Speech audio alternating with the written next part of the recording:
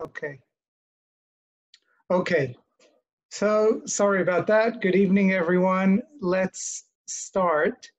Um, what I want to do tonight is basically go over a few things that have to do with Pesach, some things that I'm sure everyone are thinking about these days. So general halachot for Pesach, because first of all, it's good to have a refreshment to refresh our memory from one year to another. But then especially this year, because many of us do not do that many psachim at home. Many of us are away for Pesach, all of a sudden we're at home. And this year, not only are we at home, but it's a very unusual year, and many things are not as they are every year. And how are we going to deal with everything? So I just wanted to open with 1 minute to some thoughts I had in the past day. 2 days ago, I was quite in pain right after the operation, so I was just watching something on YouTube, and came and it just happened. I was watching something of a caterpillar that turns into a cocoon, that turns into a butterfly.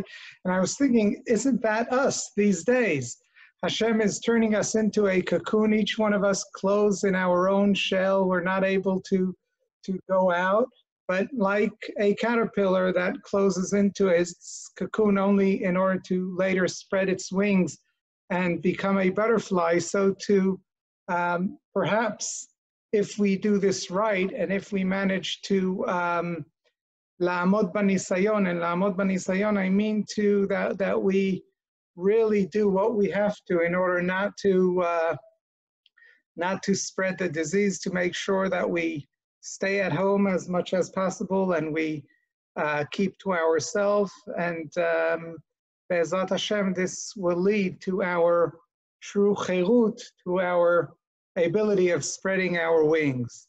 So Be'ezrat Hashem, that will happen very soon as we celebrate the Pesach. And like Bnei Israel in the land of Egypt, when Hashem tells them at the night of the Seder, Lo tetz'u ish mipetach beito ad boker, you should stay at home.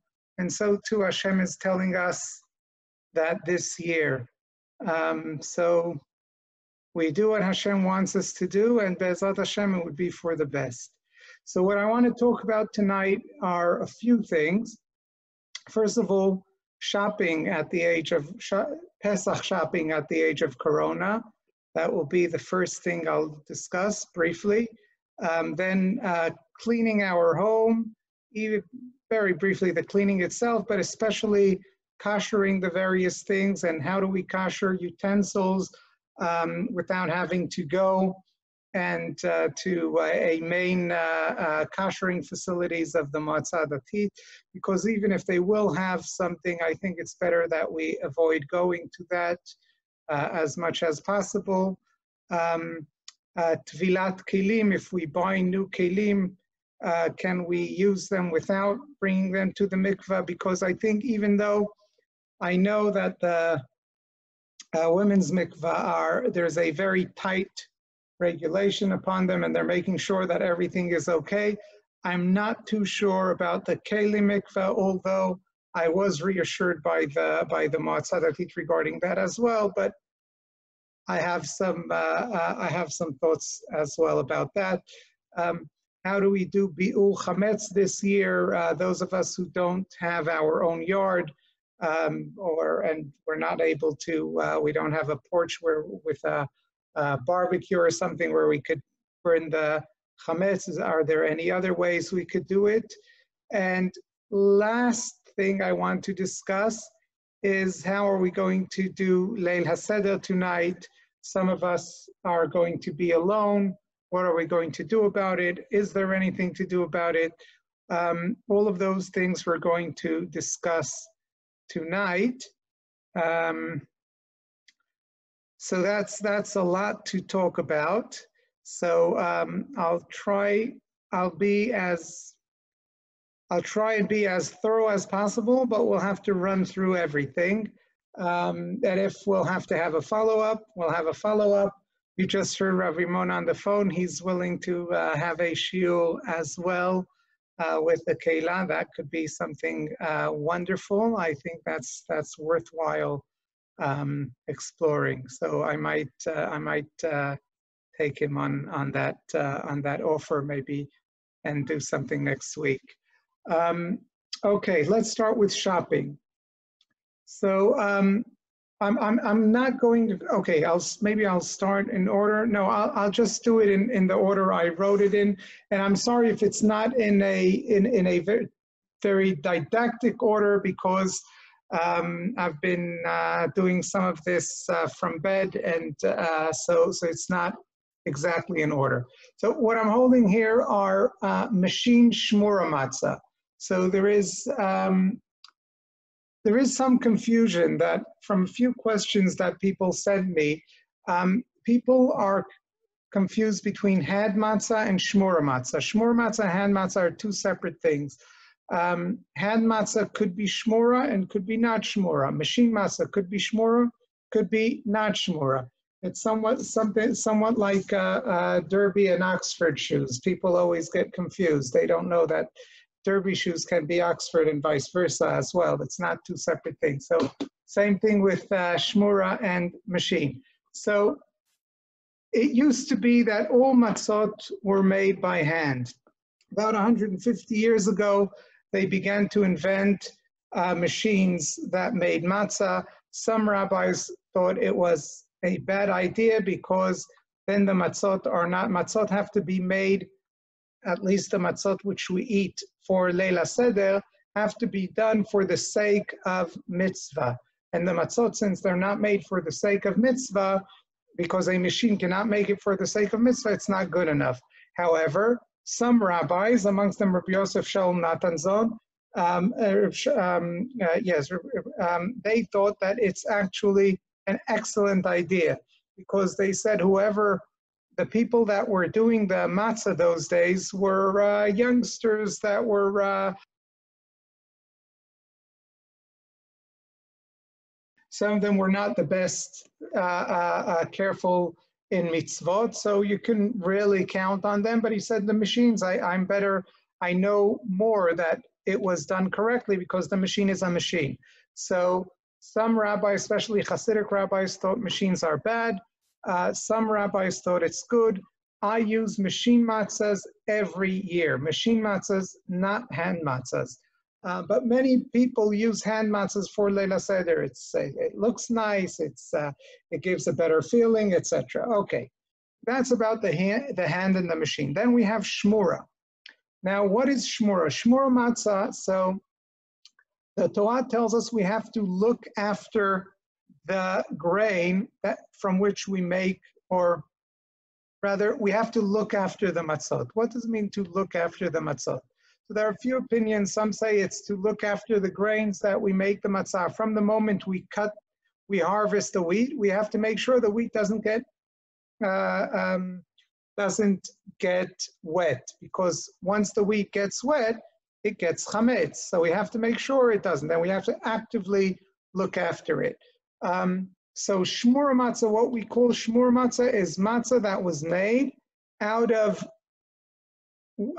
wheat, that was made out of grain, that was looked after from the moment it was harvested, that it won't come into any contact with any moist. This is worth its weight in gold, very expensive, but it's shmura matzah, very good. And this you could use for Leila Seder.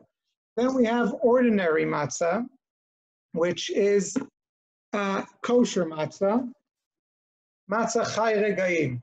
See, it also, this has a chshera badatz on it, has a chshera rabbanut on it, chai regaim. This is also made for the sake of matzah, meaning the person that pressed the machine pressed it for the sake of matzah. However, the grain was not looked after from the moment it was cut. So it might have come into contact with moist. There is a chance that some of the grain got chametz before the matzah was baked. So how is it that the matzah is still kosher for Pesach? So the halacha is that as long as we made sure that from the moment it was that we take the flour and put it with the water and mix it, that 18 minutes didn't go by, even though some of it might have been made from grain that was moist and therefore became chametz, it's all batel berov. It is annulled within the mixture because the majority is kosher for Pesach. And even though that on Pesach we say that chametz is not annulled in a majority, this bitul berov 1/60th that we find in other thing of hechsherim, we don't find on Pesach. And regarding chametz, that's true once Pesach comes in. But before Pesach, it is annulled. And therefore, the matzah that we make from ordinary flour is good. Now, this is not only from ordinary flour, this is made of flour. The grain, from the moment it was grinded into flour, the flour was looked after. And therefore, also this matzah, according to the vast majority of opinions, could be seen as shmura matzah, even though it's not, we don't call it shmura matzah, because from the moment the grain is grinded into flour, it's looked after, it also is kosher for Leila Seder. So this is a bit cheaper, and it's also kosher for Leila Seder. So this year, if there is I don't know if there's a shortage, but there might be a shortage in hand matzah because many of it is baked like right before Pesach, and we're not supposed to get together to do things. And I think even if we have to, better that we don't. And if there is enough machine matzah that is done with less people coming together, then it is better. If it was done already, it's in the store, then we could buy it. The hand matzah as well, that's fine. But I just want you to know that using machine matzah for Leila Seder, whether the one that is called shmura matzah for sure, but even the one that is not called shmura matzah could also, if it's the one that is called chai regaim, it's also done l'shem matzat mitzvah, and it's also considered shmura. You could use it for Leila Seder as well, if that is what you have. Better to use shmura matzah. But again, shmura, not necessarily hand matzah. Okay. I think this year it's better to do as much, if not all, our shopping online. All is almost impossible, but as much, of our shopping to do online, it's better.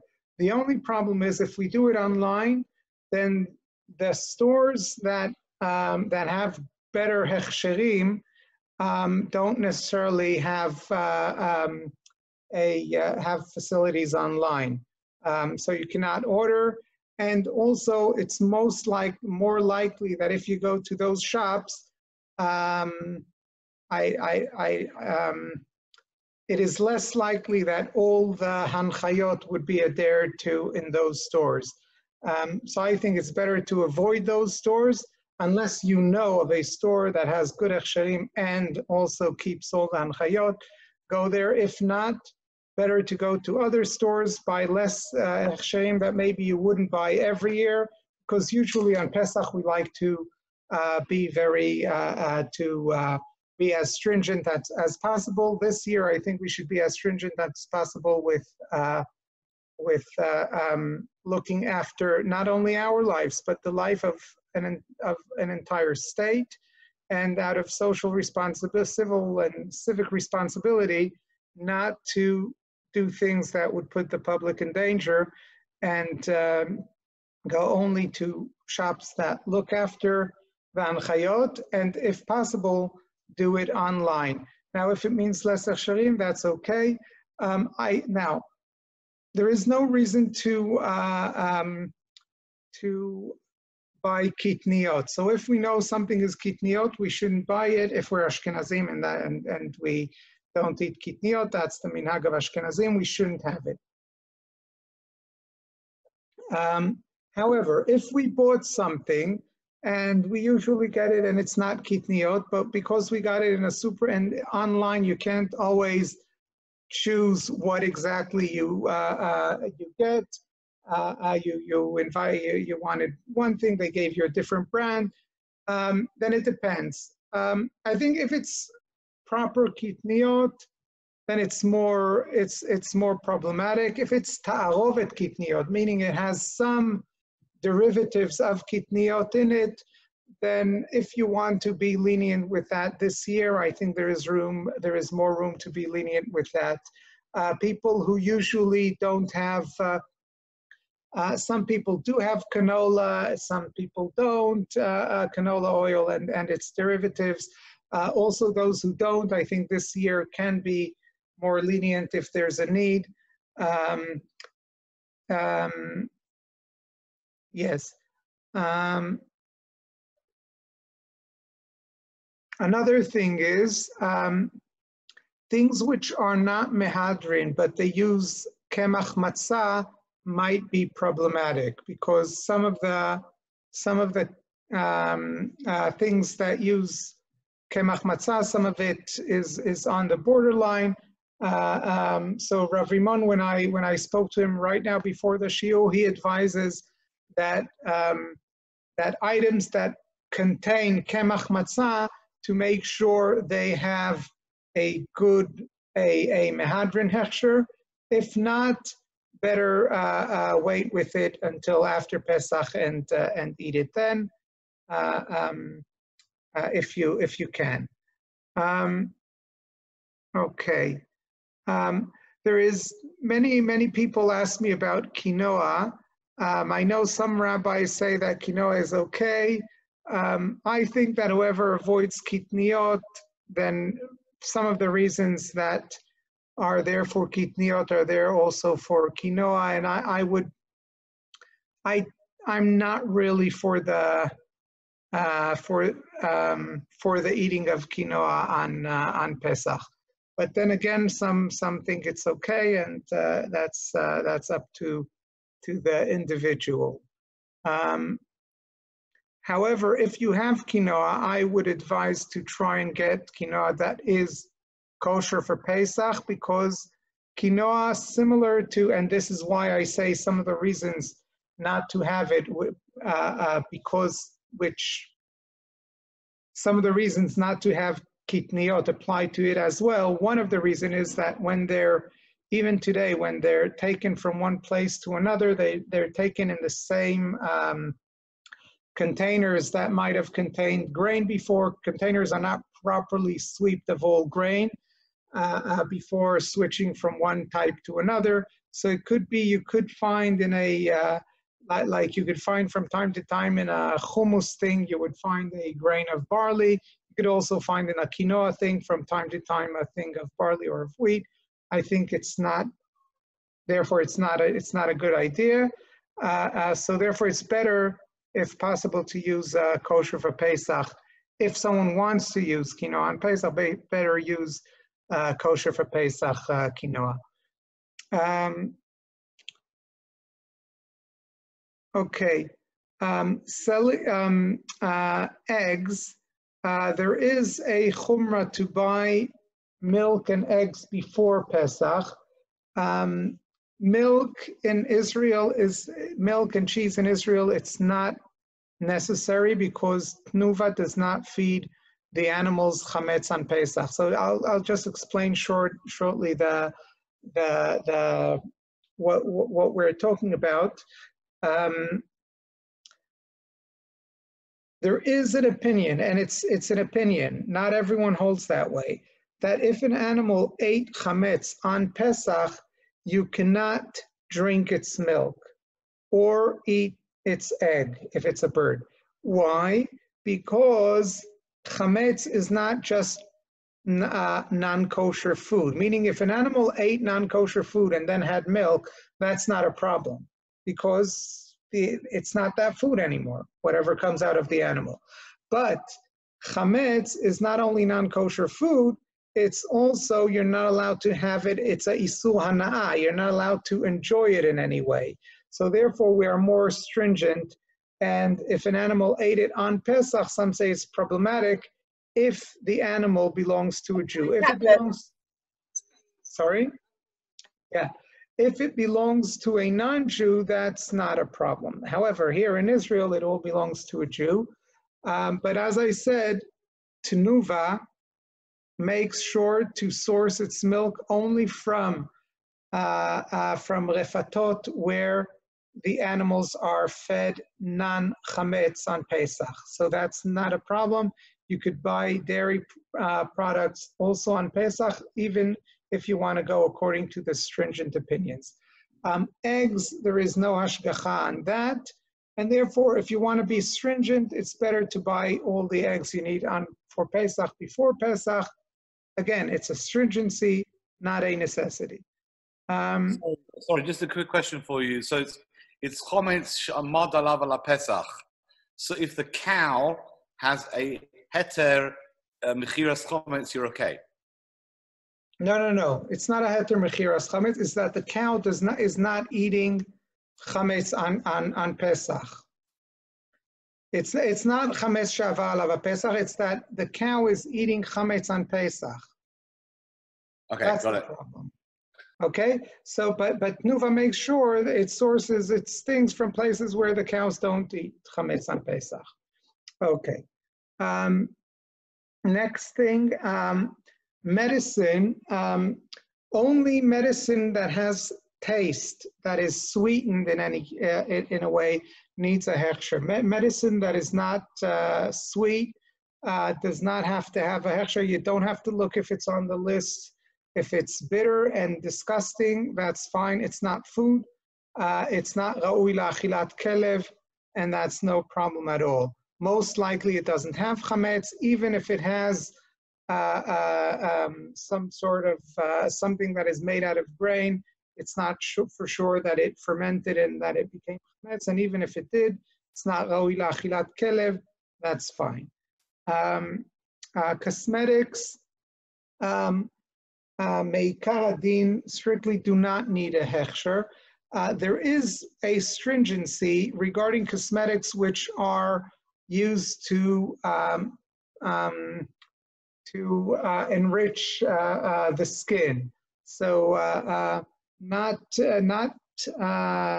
deodorants or anything like that, but something creams or things like that. There is an opinion that since sicha keshtia, meaning also anointing is a type of absorbing something. And for instance, on Yom Kippur, we say sicha keshtia, when we anoint ourselves, it's like we're eating because it comes into our body through the skin. There is such a concept. Something which we're not allowed to eat, we're not allowed to anoint ourselves with. So, however, the creams are not ra'ui la'achilat kelev. So some say that, yes, you're not allowed to anoint yourself with something that you are able to eat, but if you're not able to eat it, so also anointing is okay. But there is an opinion that anointing, since it's not eating, but it's like eating, so if you are able to anoint it, then you shouldn't if it's chametz. So there is such a stringency. If someone wants to go according to that stringency, that's fine. But most cosmetics, to begin with, have no grain, and even if they have grain, it's most likely it didn't ferment it and became chametz. And even if it did, according to vast majority, it's okay. Now that stringency is only in creams and things like that. Soap or things like that, you wash off yourself. You're not anointing yourself with. So, and there is no such thing as a stringency that a soap or anything like that has to be kosher for Pesach. Detergents and other things, of course, don't have to have a hechsher for Pesach. Furthermore, I heard Rav Melamed saying that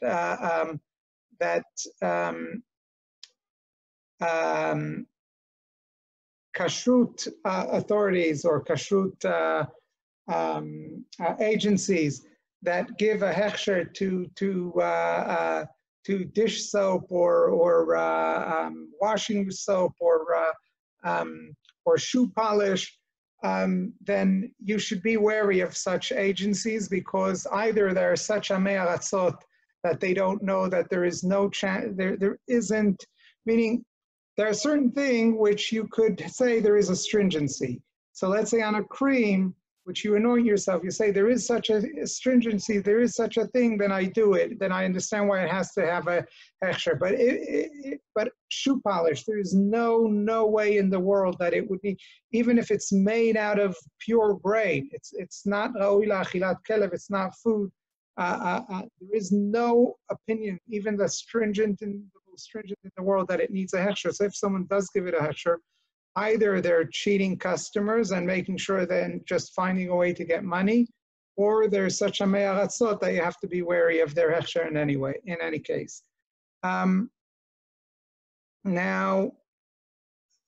This year, what Sorry, about... Rav Chanan? Yes? Apologies for the interruption. Just wanted Sure. to take you back to medicines because my wife and I have been WhatsApping each other offline. Vitamins. Or vitamins, as others might say.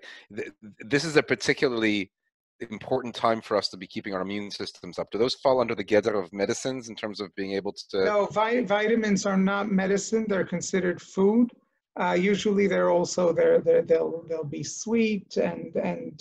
No, I'm talking about the ones you swallow, not the ones not the kids' vitamins. It's a good question. Those that you swallow, if they're bitter and they have no taste to them whatsoever, I would say they're like medicine. They're definitely bitter, but you wouldn't want to taste them because you swallow them anyway. No, I'm talking about the kind of things you'd buy at Boots or whatever. Yes, so I would say that falls under. That's like medicine. It's not considered food. That's what I would say. Excellent. I think it's actually important for us to be taking as much vitamin C as we can during this particular period. So, yeah, very much in favor. Thank you. Okay. Next thing is doing Tvilat Kelim. I don't think it's a good idea to do Tvilat Kelim. You don't know who went there before you. Even if the water might have chlorine in it, the surfaces around. I don't think it's safe. I think it's better not to. Now, the problem is that we have to do Tvilat Kelim. So how do we get away with it? I think. So there are a few ways to get. So. Last night I was on a Zoom conference with Rav Gigi, Rosh Yeshivat Har Etzion. He was quite lenient, but before I go to what he said, I want to give a few other options which are less lenient but also possible. The two possibilities are either having having the utensils, our new utensils, handing them over to a non-Jew, having a non-Jew own them technically. And once something is owned by a non-Jew, then excuse me, then you don't have to. It's not yours. You don't. It's not chayav tefillah. You don't have to tovel it. However, once the situation becomes better, then you could, so to speak, buy it back from the non-Jew and do tefillah. Rav Gigi didn't like that idea because he said it's a fictitious sale. It's not a sale. It's you give it to him, but you own it. You mean it to be yours. So he didn't like it. Another possibility is to mafkir it. If you are mafkir it, meaning you disown it, then again you don't own it, so you don't have to do tefillah. Tefillah is the obligation of tefillah. It's only when a Jew gets it from a non-Jew, then he has to do tefillah. But if then he doesn't own it, it's another non-Jew owning it, or it's ownerless, then you don't have to do tefillah. Now, how do you do that? So giving it to a goy is you basically, if you know a non-Jewish person, you can pick up the phone and tell them, look, I have a pile of utensils that I need you to do me a favor and own it for me. I'm giving it to you, but I'm asking you that you'll allow me to use it, please. And if they're your friend, then they'll think you're mad, but they'll do it for you, and they'll agree to that. And then what you do, you have to be magbiya it for them. So you do a kinyan on their behalf, and now it's there. That's one way. As I said, Rav Gigi didn't like that. Hefker has to be done in front of two edim, so two men who are not related to each other or to you, and in front of them you tell them, these utensils, I am mafkir, and I disown them. And then you disown them, and you could use it not as your utensils, but as no one's utensils. By the way, there's a story about that. I'll tell you because it's a good story, which I cannot verify, but I heard it. That there is a whole question about electric urns, because some say that an electric urn, technically you have to do tevilah if you bought it from, if it was manufactured by a non-Jew, but you are not able to because it will, you will destroy it by putting it in the mikveh. So some say you put it in the mikveh and then you wait a whole month and then it dries out and then you use it. Some say no, if you cannot do it, then there is no obligation. The obligation is only kelim that you are able to do tevilah, then you have to do it. If you're not able to, you're not able to, and the obligation doesn't apply. But some, they find a way by doing hefker. So they're mafkirit, they disown it, they say my electric urn is not mine, and then it's not chayav tevilah. So there's a story that that's what Rav Lichtenstein did, that his urn in his home, he was mafkirit. And then there is a story that one Purim, boys from the yeshiva wanted to make fun, and so they said, your urn is not yours because you were mafkirit, because probably in a shiur he told them that that's what he does. So they took it, and then after Purim they came back because it was only a practical joke, and he refused to take it back because he said, no, now it's yours because it was hefker, and you now bought it, it's yours, and he refused to take it back.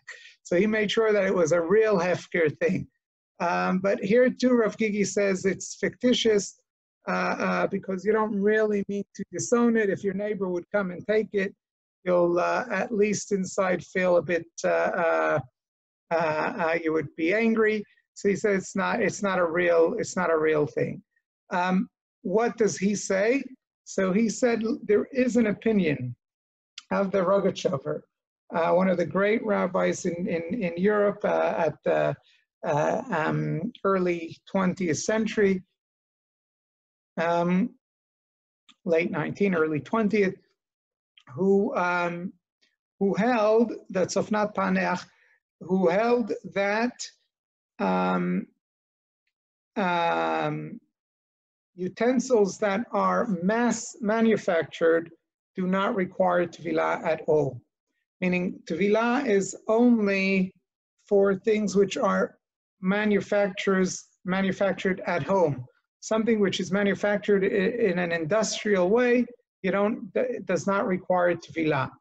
Now we don't paskin that way, but Rav Gigi thought that under these circumstances we could rely on that. However, of course, once things do get better, then we could go and do a proper tevilah. Okay. Yeah, I just want to end with this year. Many people that do mechirat chametz, they don't sell chametz. They don't sell proper chametz. They only sell things that are not kosher of Pesach, but not proper chametz. However, halachically, you can sell real chametz, and this year I would advise people to do that because you don't want to make sure we don't know what will be, and if we have food at home, we don't want to throw it out, and then all of a sudden after Pesach we find out that the stores ran out of food and we don't have food at home. So it's better if we have pasta or whatever at home, we do a mechirat chametz. It does work. there is no reason on earth why mechirat chametz won't work. Also with chametz gamur. Now it's true that many times, at least at home, we want to be a bit stringent. So some chametz gamur won't sell chametz gamur, but this year, even those who don't could, maybe even should, sell chametz gamur. Okay, cleaning our Rabbi, home. Sorry, what about Agalat Kelim? You were going to touch on that. I'm getting there. I'm getting there. Oh, okay. Sure. Okay, cleaning our home. So as I wrote in the letter that I sent to the community last week, we don't have to. Just a minute. We do not have to clean places where we're not going to eat. Basically, cleaning the house or making sure we don't have chametz at home, there are two purposes. One is bali yireh or bali matzeh, and one is, there are two, no, let's start like this, sorry. There are two prohibitions.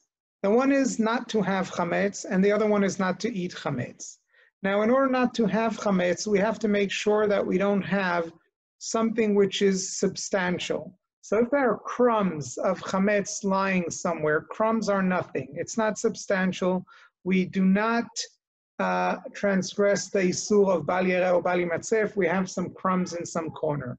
Only if there is a good piece that someone is able to eat, then we transgress the isur of bali yireh or bali matzeh. So therefore, we have to make sure there aren't big pieces of chametz, and when I say big, bigger than the size of an olive, big crumbs lying around that someone can actually eat.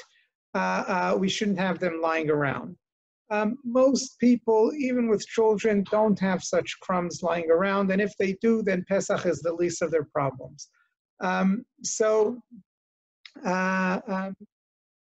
Before Pesach, you just make sure you don't have big crumbs lying around, and that's it. Then there is the isur of eating chametz. And eating, that's also if it's tiny crumbs, because chametz, even b'mashu, is not annulled. Even the tiniest crumb that you can actually see, yes, if it's microscopic, you can't see it, then of course it is annulled. We don't count it as even existing. But a crumb that you can see does count. So if, let's say, you didn't clean your the top closet from crumbs, and you open it and a crumb falls out into your food, Pesach food on Pesach, then it made it chametz. So you have to make sure that the environment which you eat won't have crumbs that may fall into the food. So you make sure that the closets are clean, the surfaces, that basically where you eat, where you prepare the food and where you eat. So that basically means the kitchen, the dining room, more or less, and maybe other places where you might have food, but even there, you could be careful not to, that if you have food in the bedroom, you don't put it on the table, you hold it in your hand, whatever. Or you could clean a small area in the bedroom if you bring food in there or elsewhere. But basically, just where you eat or prepare food, that has to be clean. The rest of the house, Erev Pesach, you check it, on Leil Yudaled, you check it doesn't have chametz. You could check before, and on the night of Yudaled, you just make sure that everything was checked. Whatever was checked before was checked before. Whatever not, you just make a quick round, and that's good enough. Now, how do we clean? Okay. Now that's about cleaning. How do we kosher things that need to be kosher? So any surfaces that do not come into contact with hot things only have to be cleaned. Surfaces or utensils that we use only for cold have to be cleaned properly with no traces of food on them. That's good enough. we should use strong detergent just to make sure that even if something is left there, then it's not edible anymore. It's not ra'ui la'achilat kelev, and that's okay. Excuse me.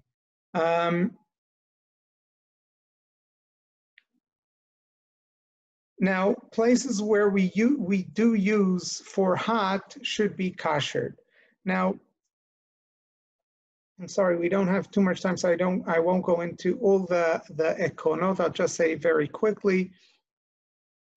The general principle is kebol'o kach polto, meaning with heat, things absorb. So there are certain materials that absorb a lot. So let's say pots which were made out of clay. Today we don't really have those many.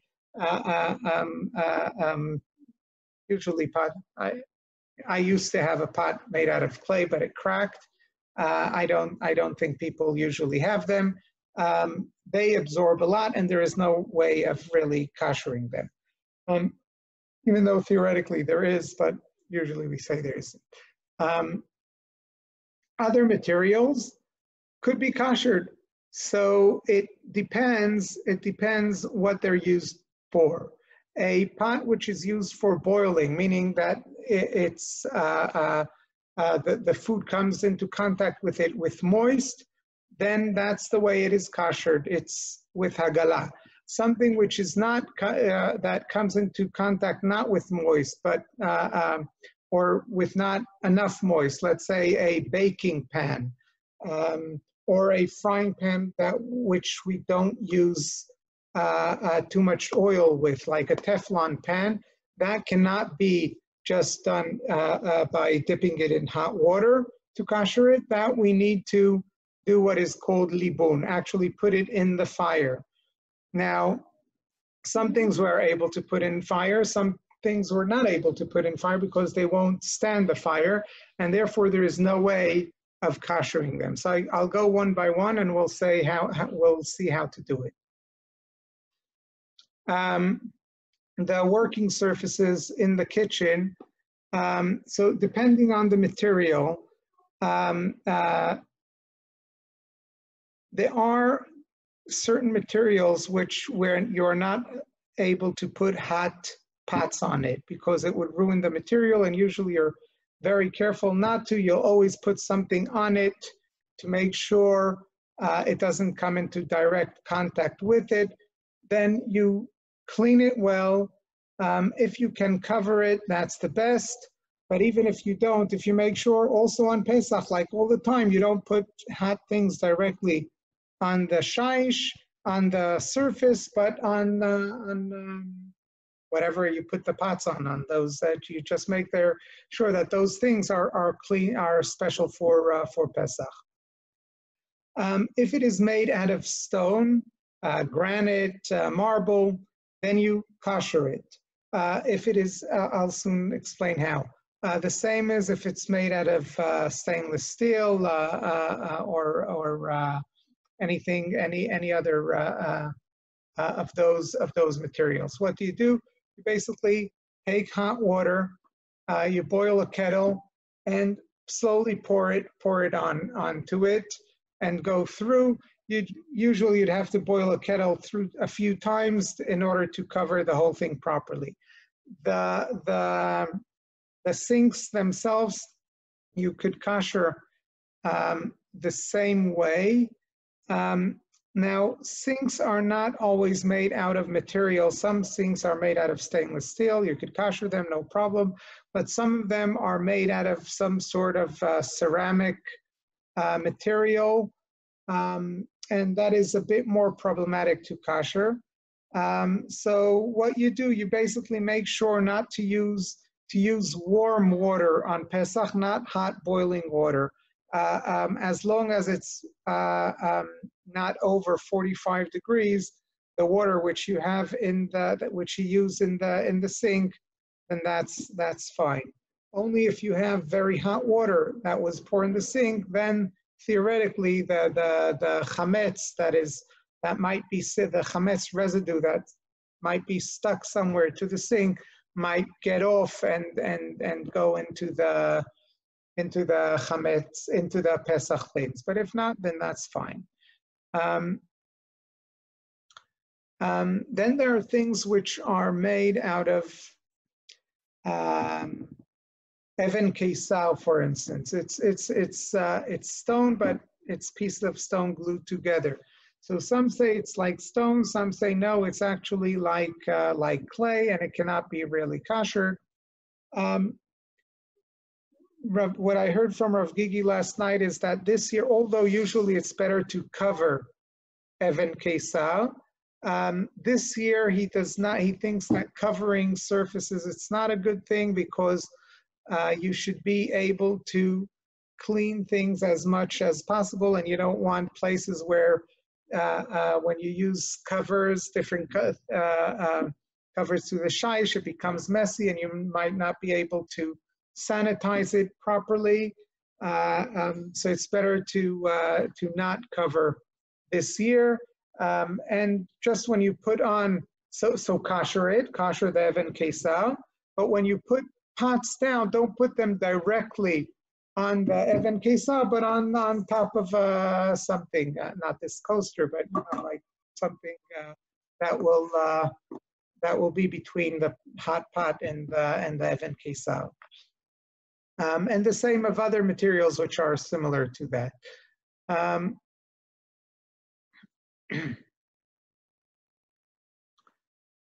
Okay.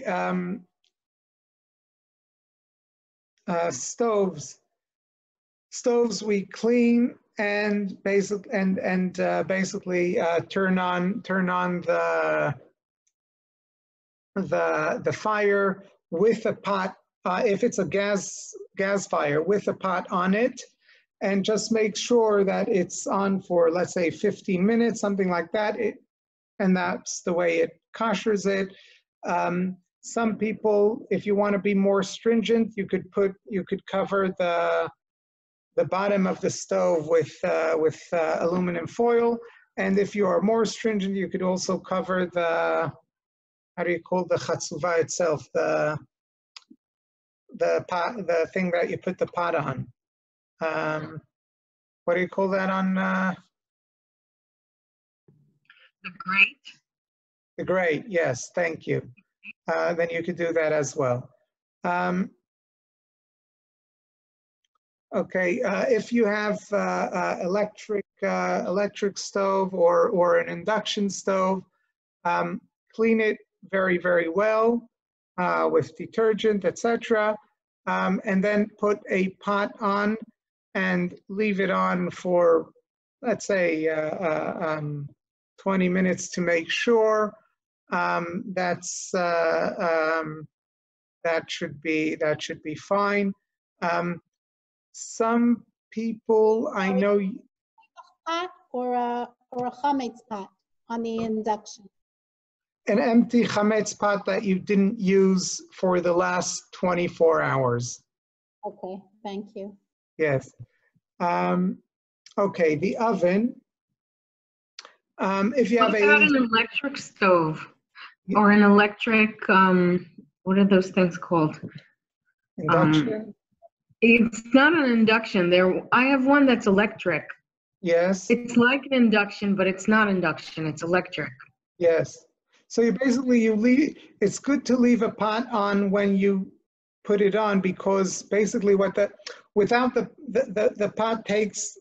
What happens is when you turn the stove on, you have the heating part, which is hot, and then the surface is just slightly hotter. But when you put a pot on, then it makes the whole surface, the pot helps the heat to go to the other places as well. And what happens is when you put chametz on it, it had a pot on. So the elements outside were heated as well. So therefore, when you kosher it, you should also have a pot in order to make the outside heat become hot as well. You understand what I think, is it clear enough what I'm saying?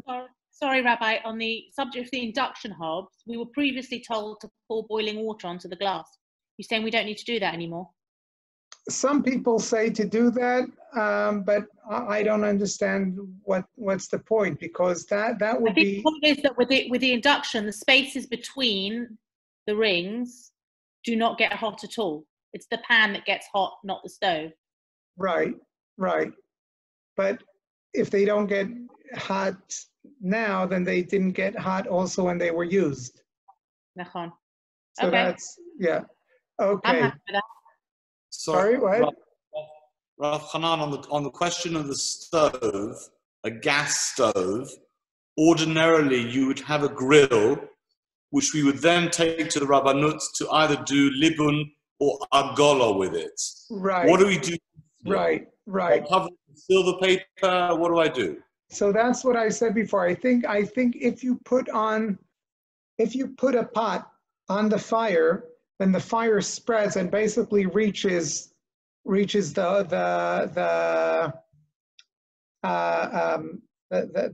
parts that which the pot comes into contact with.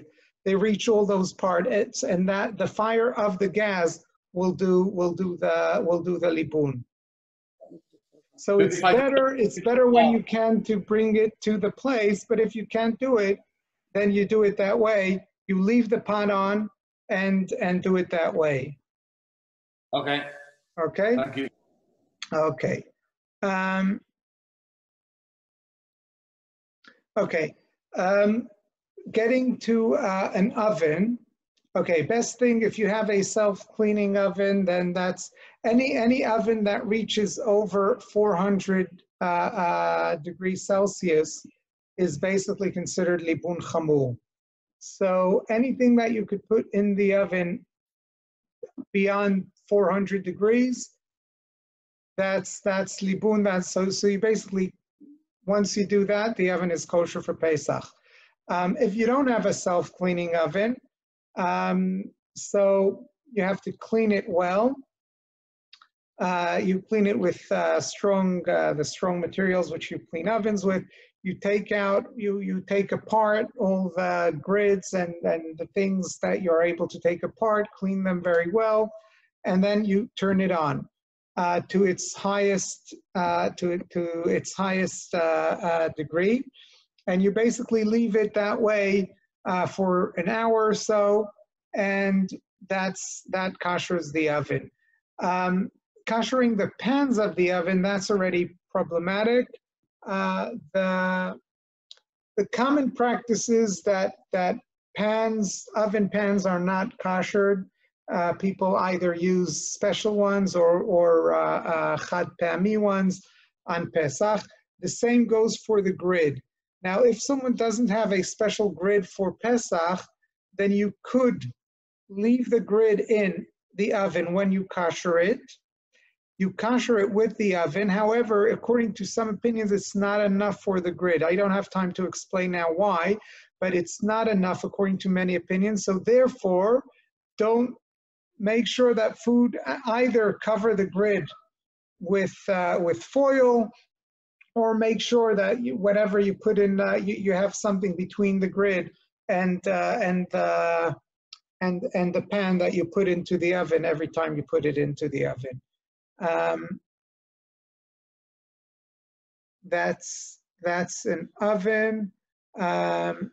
When you clean it, of course, you want to make sure that you're cleaning it properly, that you get everywhere. But you do it with strong detergent,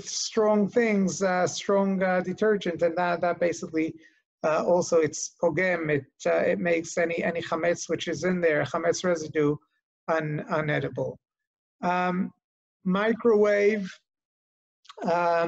You clean it to the best of your ability with detergent, and then you put in a bowl with water and some soap, and turn it on until the water boils and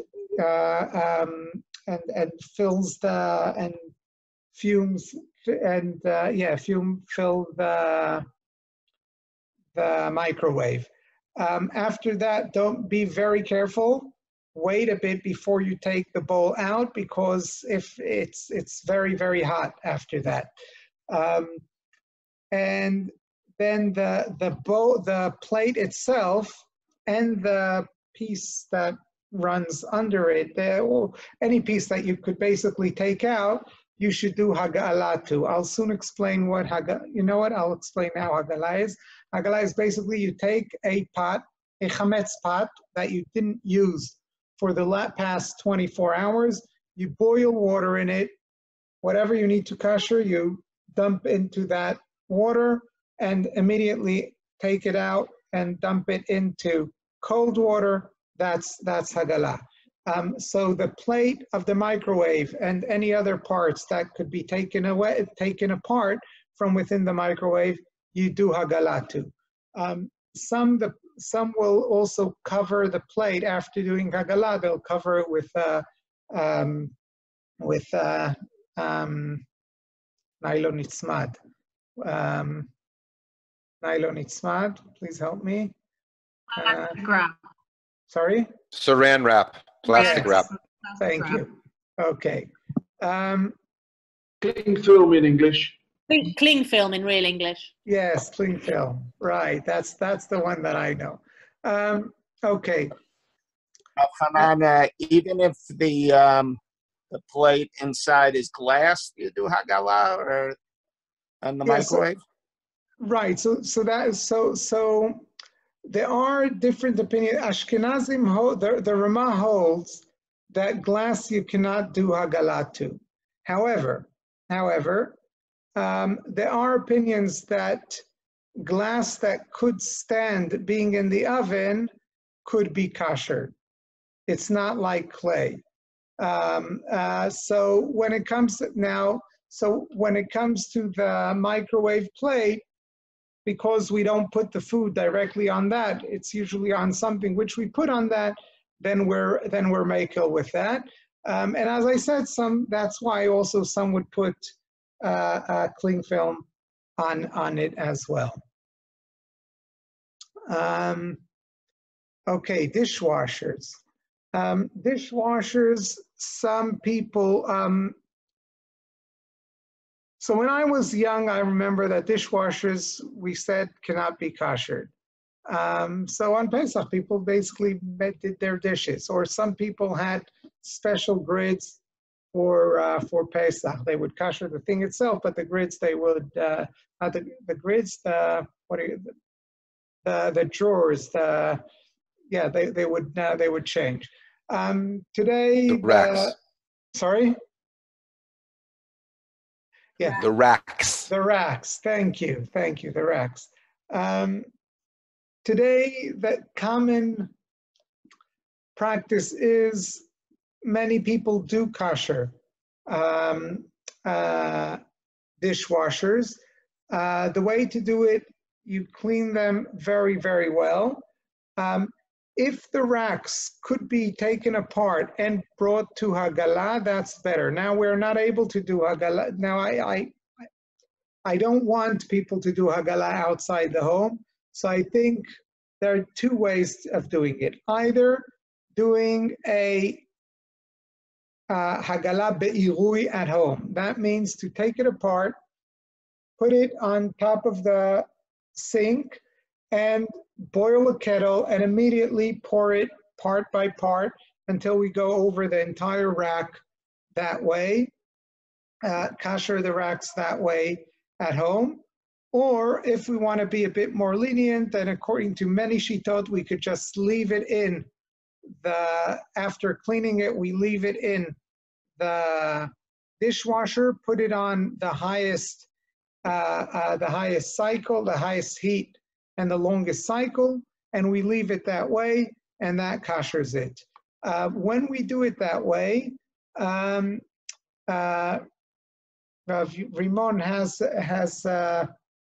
he advises to put soap not only in the ordinary place where usually a soap bar is put, but also putting another one in the big place, because what happens is when we put the dishwasher on a cycle, the first cycle runs without soap, and then it runs the second cycle, it opens the soap place, and then the soap bar falls into the falls out to the dishwasher.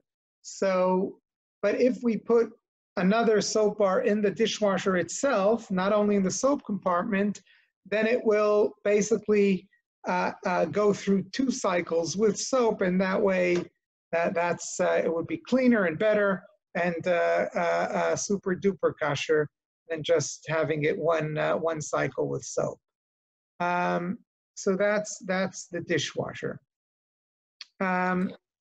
Alternatively, you can just wash up. Yes, that's true. That's true. Just a question. Yes. If you do use the dishwasher, do you have to leave it for 24 hours without chametz before you kosher it? So any item which you kosher you have to wait for 24 hours. The waiting for 24 hours doesn't necessarily have to be before you kosher it. It could be after as well.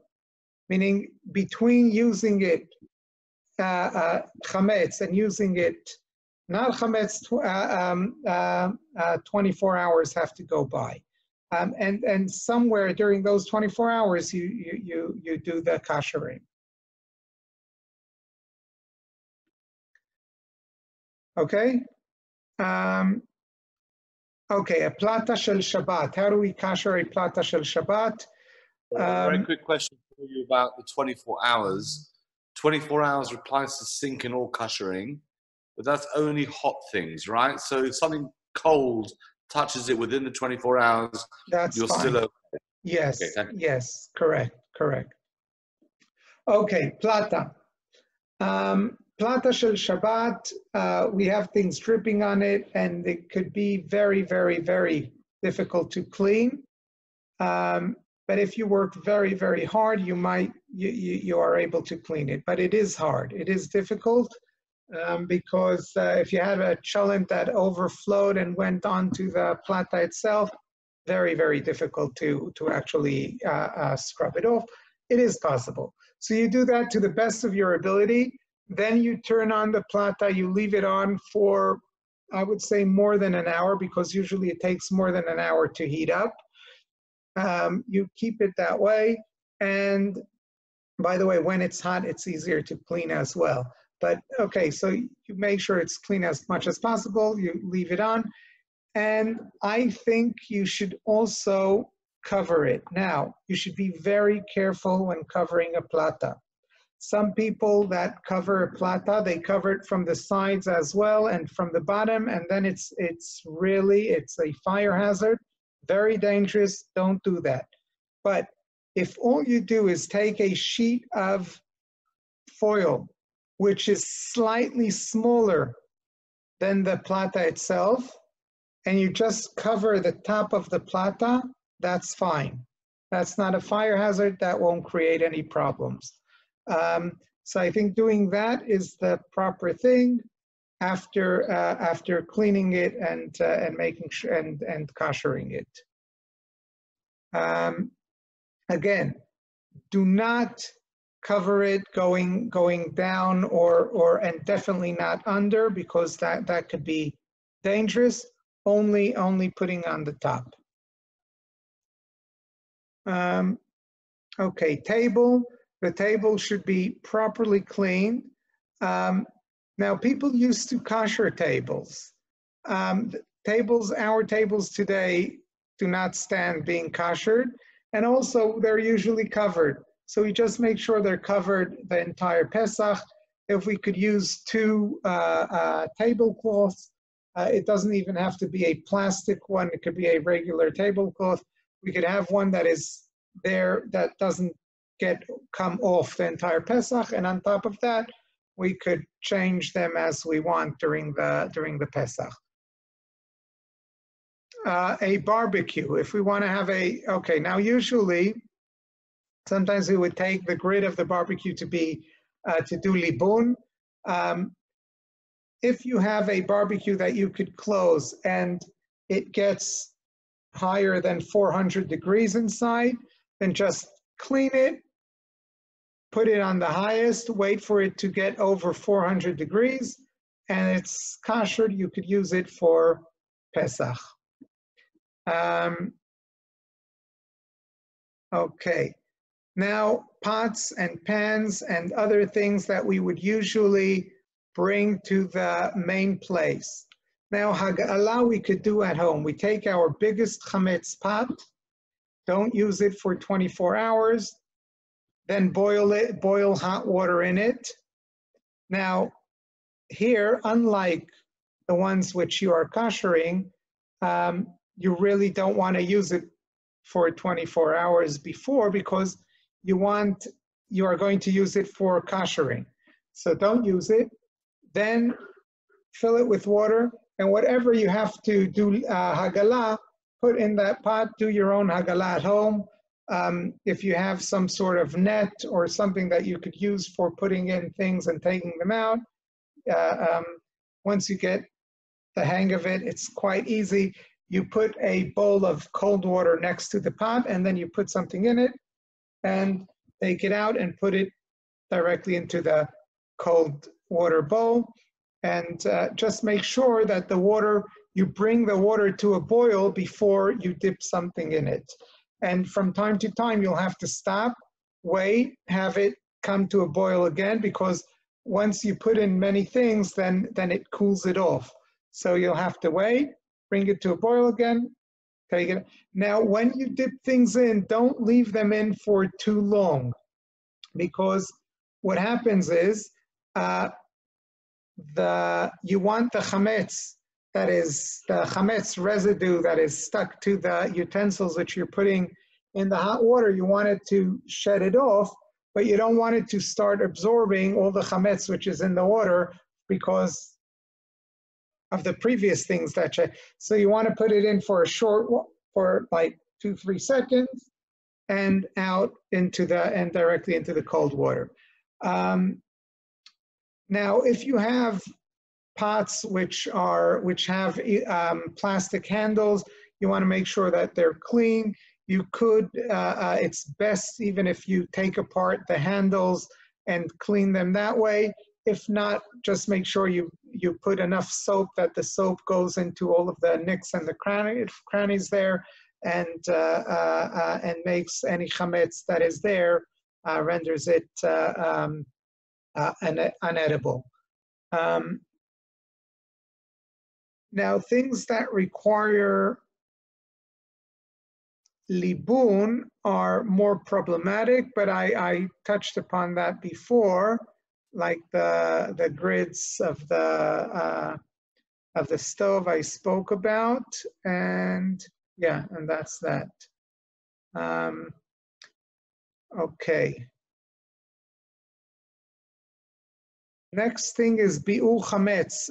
Some of us, those who don't have a yard or they don't have a place in their balcony where they can make a fire and burn chametz, they don't want to go downstairs because everyone will be there and it will be a happening, and they want to stay in the confines of their own home. You don't have to burn your chametz. You could instead get rid of it in other ways. You could pour bleach on it or something like that and throw it into the garbage. That's also a form of bi'ur chametz. So although usually we do it by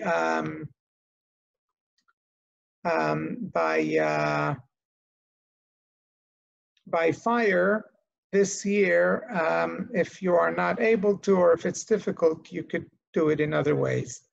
And that is also halachically okay. Okay, I'll just end with Leil HaSeder.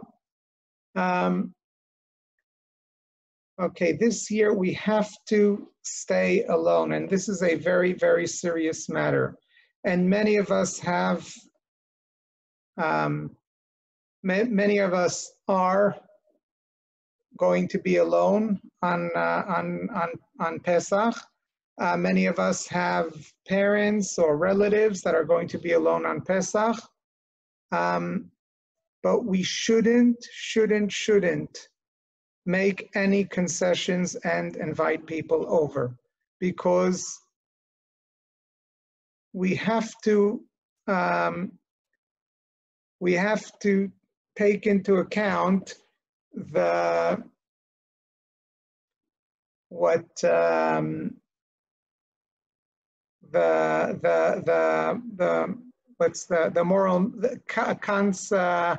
moral imperative. Behave in the way that you want everyone else to behave. Because if we will say, well, our parents cannot stay alone, or we cannot stay alone, we have to see our children, then what will happen if everyone will say it? There will be a burst after Pesach, and everything which Misad Abriyut is trying to do now will all be for naught, and it's really, really, really not a game. Lots of people are going to die if we'll do it. It's not maybe, it's not if. No one is going, maybe if only I will do it, no one will die. Maybe yes, maybe not. But if I will do it, it won't be only me. It will be only me and only other thousands of people. So it's not a joke. We shouldn't, b'shum panim va'ofen, break the rules. And that means that there'll be many people alone. And if we know of people that are intending on inviting people, or it's really, really, really dangerous. Tell them not to do it. Tell them not to do it. Explain to them they'll be responsible for people dying, literally. And they don't want to do that. So what are we going to do? So one of the reasons why I phoned Rav Rimon and I was talking to him before this shiur was because I was talking to him about the very famous letter that I'm sure many of you have heard or have seen already, of some rabbis that allowed using Zoom on Yom Tov in order for people not to feel alone. Now, they allowed setting it before Yom Tov and then only it being on the table, and that way people could feel together. Now, it is problematic. There are a few problems with this heter. First of all, this heter relies on the opinion that using electricity on Yom Tov is okay, and there is such an opinion. Some Sfaradim do use electricity on Yom Tov. Might be news for you, but some do, and there is an opinion that says it's okay. That is not, although there is one Ashkenazi rabbi or famous rabbi that said that in history, the Aruch HaShulchan at the end of the 19th century.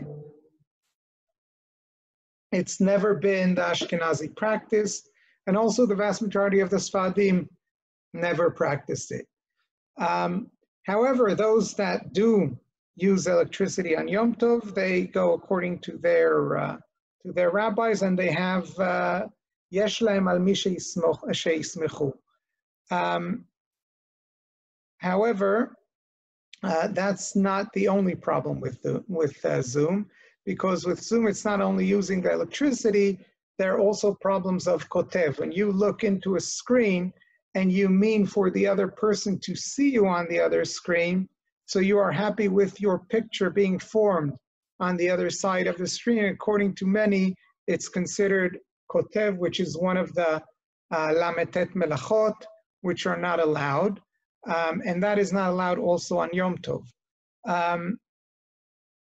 There is also a problem, a great problem of uvdin dechol, of doing something which basically it's not something which is done on Yom Tov. Now, practically speaking, it's not practical to set the Zoom before Pesach and not having to move anything until after Pesach. First of all, well, many times things go wrong. The sound doesn't work, the video doesn't work, we have to press this, we have to press that.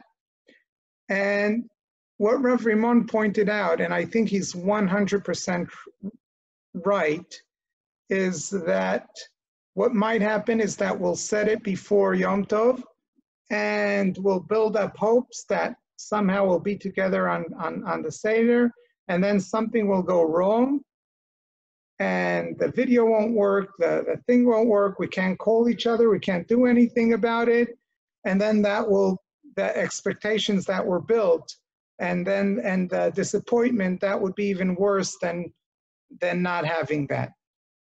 What Rav Rimon suggests, and this is something that we have to think about, I'm still not sure about it, I'm thinking out loud here. What Rav Rimon suggests is that we're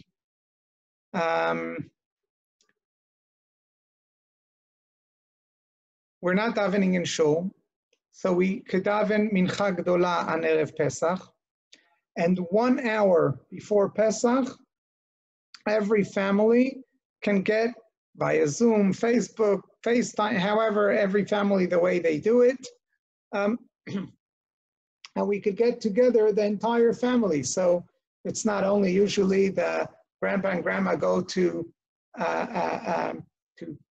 these grandchildren or those grandchildren.